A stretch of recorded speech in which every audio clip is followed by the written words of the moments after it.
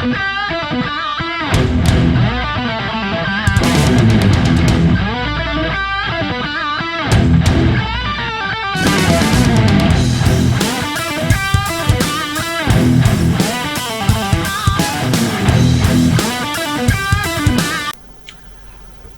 peeps, it's me. Just received 5 CDs off Metal Mickey in the post. Just thought I'd shoot a quick video. Just a disclaimer, this ain't a ranking video. All these CDs are in alphabetical order when they're released. Also for the fact, I'm not going to go into them too deeply, because there isn't a bad song on any of these CDs. They're all classics. Some people might like one better and some people like the other better, but I personally like them all. It's one of my top 5, maybe top 10 favourite bands of all time. They came out of London, and the band's U.F.O. Basically what happened was, when they started, they were a very psyche sort of blues band. Bernie Marsden left and he was replaced by Michael Schenker, and then the Schenker era of U.F.O. It's just classic. You can't put it into words. Normally when bands, they sort of release albums, they have 1 or 2 great albums, then they sort of slide in quality. None of not U.F.O. and all these albums are seminal albums. This video is more aimed at the newbie, or if you're thinking of discovering a new band, this is the band you want to discover. They're just great. Well, they're not great, they're better than great, but that's the best word I can come up with. Also, I'm supposed to see Michael Schenker in December, but I doubt that's going to happen now. But yeah, I'm just proud to own these. I've got some of them on vinyl, but I don't own them on CD. I'm just pleased to own them. But yeah, I can't put into words what I feel about these records. So without further ado, they're all remastered, by the way, which is fantastic. And this is the first one. And this is an absolutely out this world album, because it's got the big tracks on it, Doctor Doctor and Rock Bottom. And Doctor Doctor's, to me, some of you may like it, some of you may not. But every time you see a compilation album, it's always Doctor Doctor. It's synonymous for U.F.O. Every song you see U.F.O., you get a live track, it's always Doctor Doctor. But I'm sort of 50-50 with it. It's a great song, but I like other songs better. But yeah, this is a fantastic record, awesome. And as I say, seminal album, and you can't go wrong with it. But yeah, it was also the first one, Michael Schenker. Absolutely fantastic. You got your bonus tracks as well.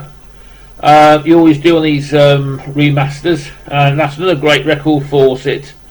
Very double entendre cover, which is a fantastic cover. You've got Night Flyer, Lost Love, Out in the Street, and you got all those bonus tracks with it as well.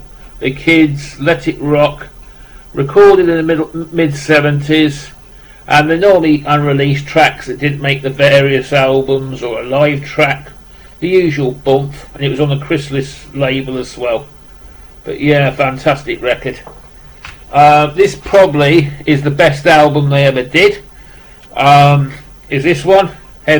Some might disagree, some might agree, but as I said before, they're all seminal albums, but some people seem to go for this one. Again, you got a lot of unreleased material, like All for Nothing, French Kisses, and you got that as well. Absolutely astounding album.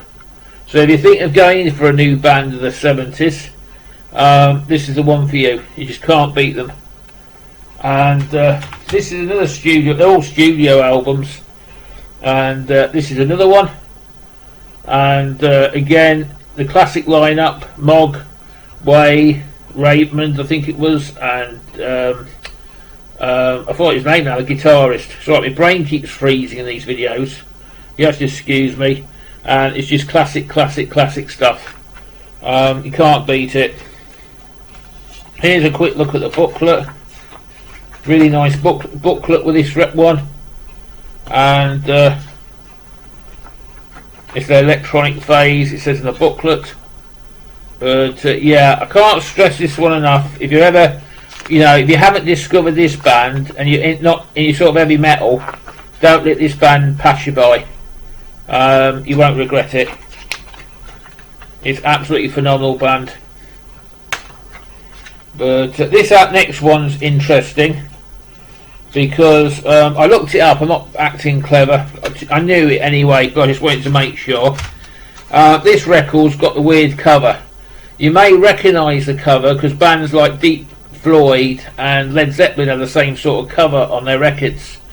And the reason why was, I think it was a company called High Nose in London did it, and U.F.O must have saw the Floyd records and the Zepp records and installed it like that and put it on our covers for our record. That's how that cover come to pass, and it does everybody's head in, but it's a strange one. It's like bubbles in people's eyes.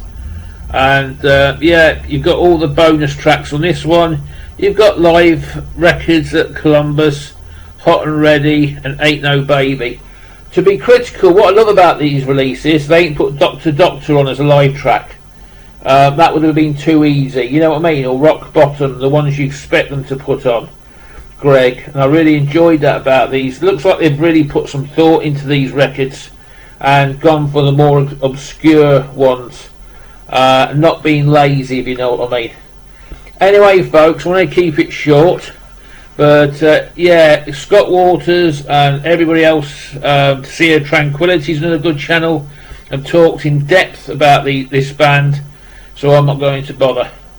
But yeah, I'm just encouraging you, folks. Don't let them pass you by. If you're collecting CDs or records and you want to get into 70s British rock or UK rock or whatever, it's very confusing now because everybody's sort of going a separate way because Scotland are threatening to split up and all this stuff. But yeah, don't let U.F.O pass you by. It's a phenomenal band. And thanks, Metal Mickey. I'm going now. Take care and love each other.